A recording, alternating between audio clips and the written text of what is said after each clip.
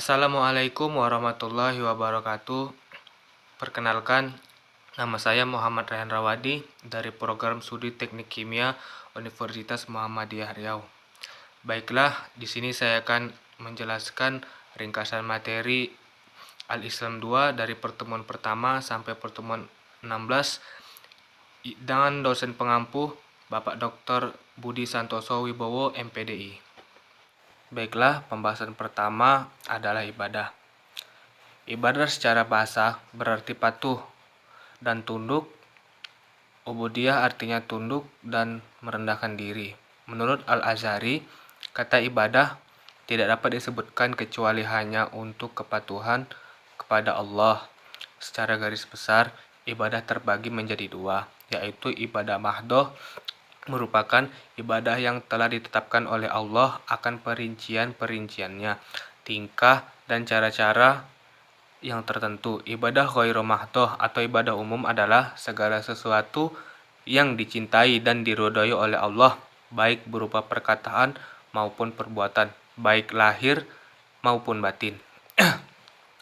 Hikmah menjalankan ibadah yaitu antara lain: pertama, terhindar dari syirik; kedua, memiliki ketakwaan; ketiga, terhindar dari kemaksiatan; keempat, berjiwa sosial; kelima, tidak kikir; keenam, merasakan keberadaan Allah Subhanahu wa Ta'ala; ketujuh, terkabulnya doa-doa kita; kedelapan, memiliki kejujuran; kesembilan, berhati ikhlas; dan kesepuluh, banyak saudara. Ya, materi kedua adalah sholat. Sholat adalah salah satu rukun atau asas dasar yang menjadi syariat dalam agama Islam. Secara kebahasaan, istilah sholat berasal dari bahasa Arab yang artinya doa. Sedangkan menurut pengertian istilah sholat adalah ibadah yang dimulai dengan niat, diawali dengan bacaan takbiratul ihram, dan diakhiri dengan mengucap salam, dengan syarat dan ketentuan yang mengikut atau diajarkan oleh Nabi Muhammad SAW. Secara substantif, ibadah sholat mempunyai tujuan untuk mendekatkan hamba dengan penciptanya. Hal ini selaras dengan perintah Allah Subhanahu wa Ta'ala tentang tujuan pelaksanaan sholat yang terdapat dalam Al-Quran. Dan sholat juga sebagai bentuk rasa syukur kita kepada Allah Subhanahu wa Ta'ala, yang mana Allah telah memberikan rahmat, taufik, serta nikmatnya yang tidak bisa kita hitung. Allah tidak membutuhkan balasan dari kita, dan yang Allah hanya perlukan adalah kita melaksanakan apa yang diperintahkan oleh Allah dan menjauhin apa yang dilarang oleh Allah, dan salah satunya adalah sholat yang merupakan ibadah yang wajib. Materi yang ketiga adalah puasa. Puasa adalah menahan diri dari makan dan minum dari terbit fajar hingga terbenamnya matahari.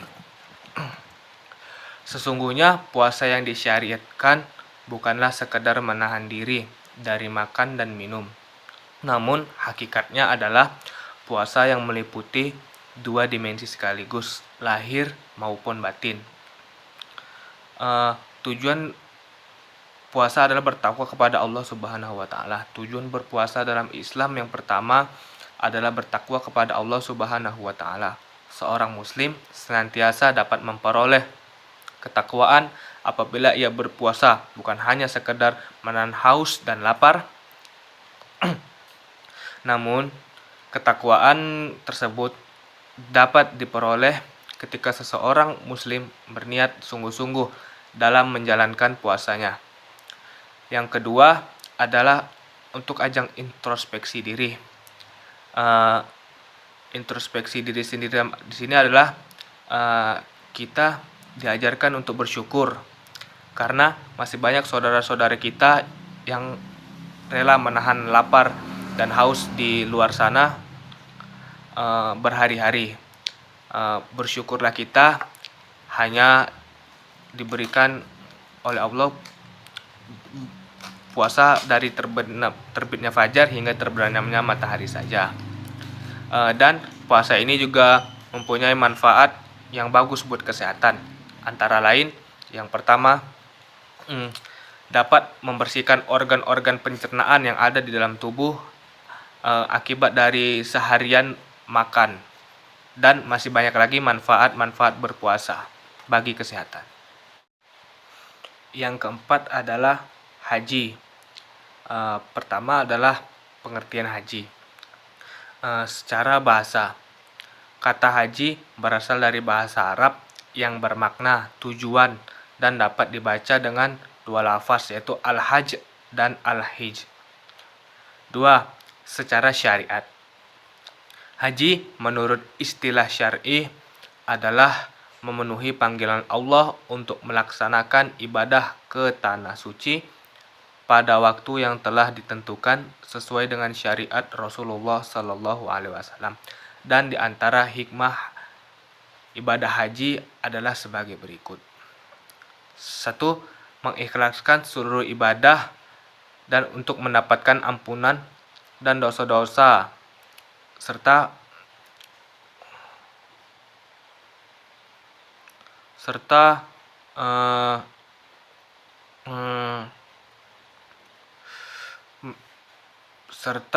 menyambut seruan Nabi Ibrahim alaihi salam. Berikut adalah tata cara pelaksanaan haji. Yang pertama adalah tawaf, yakni mengitari Ka'bah atau mengelilingi Ka'bah sebanyak 7 kali melawan arah jarum jam. Yang kedua yaitu sa'i, berlari-lari kecil dari Bukit Sofa ke Bukit Marwah. Ketiga yaitu melontar jumroh, merupakan ibadah yang didasarkan dari Nabi Ibrahim yang melempar setan ketika ingin melakukan kewajiban beribadah kepada Allah. Dan keempat adalah wukuf di padang Arafah. Ini merupakan ibadah yang dilaksanakan pada tanggal 9 Zulhijjah. Dan pada pelaksanaan ibadah haji ini sekaligus dengan pelaksanaan ibadah kurban, yang dimana sejarah kurban ini pertama kali dari Nabi Ibrahim alaihissalam yang diperintahkan oleh Allah untuk menyembelih putranya Nabi Ismail alaihissalam. Materi selanjutnya adalah ibadah maliyah. Pengertian ibadah maliyah. Ibadah maliyah merupakan ibadah yang dilakukan dengan menggunakan harta benda. Misalnya haji, umroh, zakat, infak, sedekah, fidyah, kurban, akikah, dan lain sebagainya.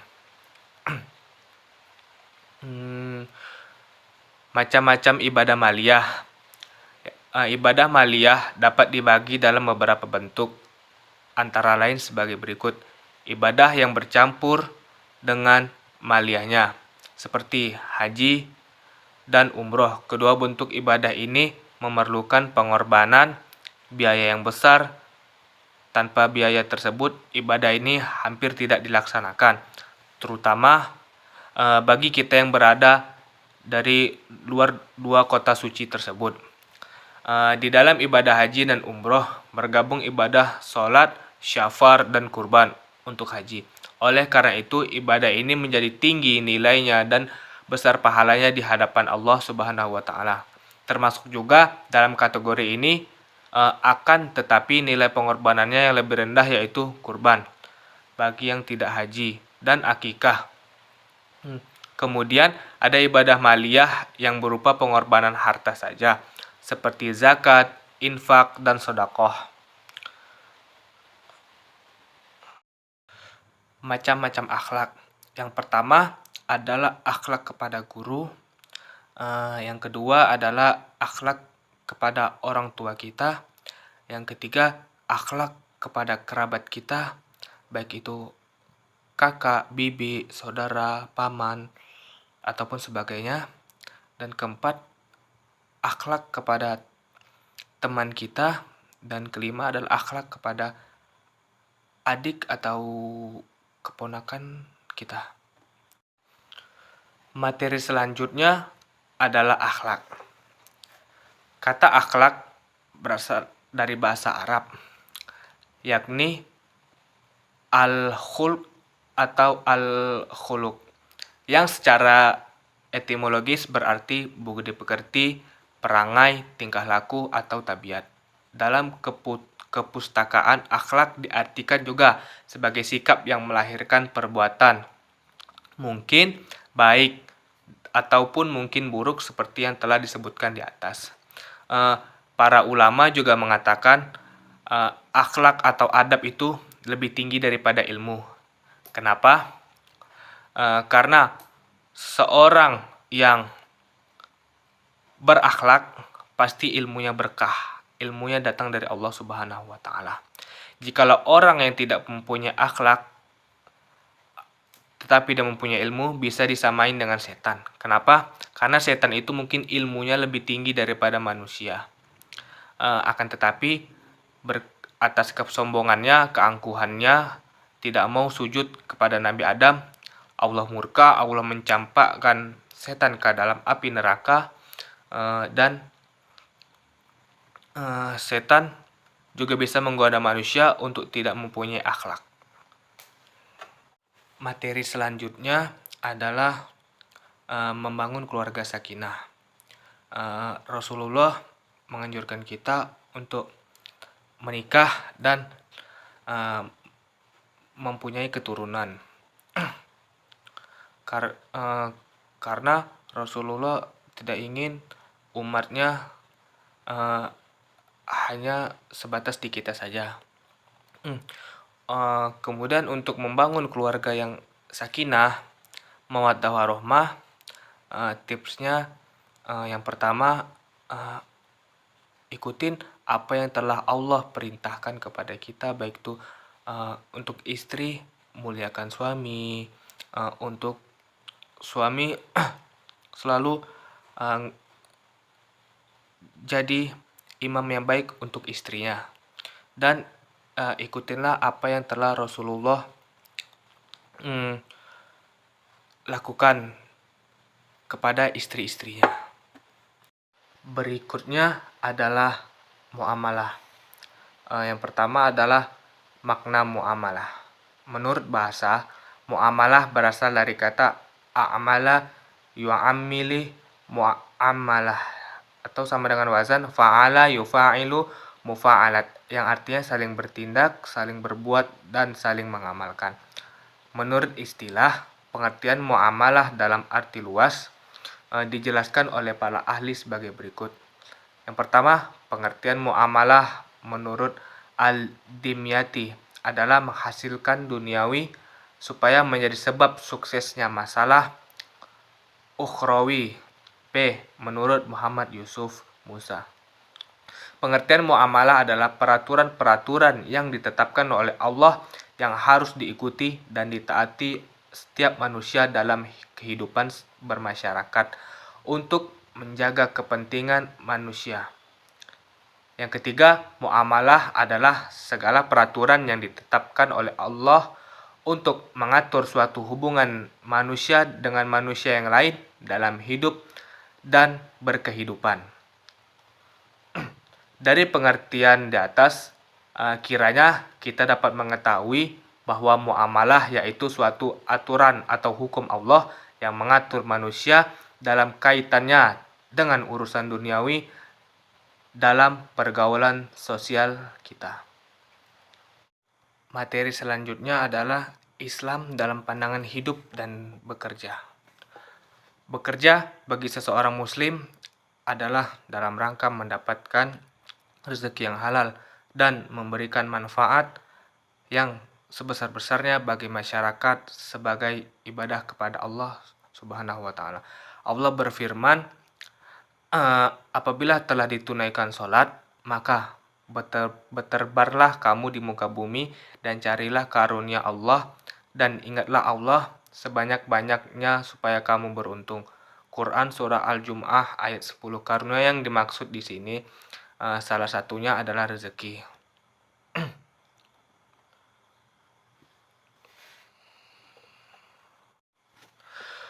Dalam pandangan Islam, bekerja merupakan bagian dari ibadah, maka aplikasi dan implementasinya perlu diikat dan dilandaskan oleh akhlak atau etika yang senantiasa disebut etika profesi. etika atau akhlak yang mencerminkan sifat terpuji, yaitu sidik, istiqomah, fotonah, amanah, dan tabligh. Dari uraian di atas dapat dipahami bahwa seseorang muslim yang akan mendapat kasih sayang dari Allah Subhanahu wa taala adalah apabila orang itu jauh dari sifat malas, senang melakukan kegiatan-kegiatan yang bermanfaat, rajin bekerja, dan tidak menyia-nyiakan waktu. Menyadari bahwa semua aktivitas yang dilakukannya adalah dalam rangka beribadah kepada Allah Subhanahu wa taala. Dan materi terakhir adalah Islam dalam masalah harta dan jabatan.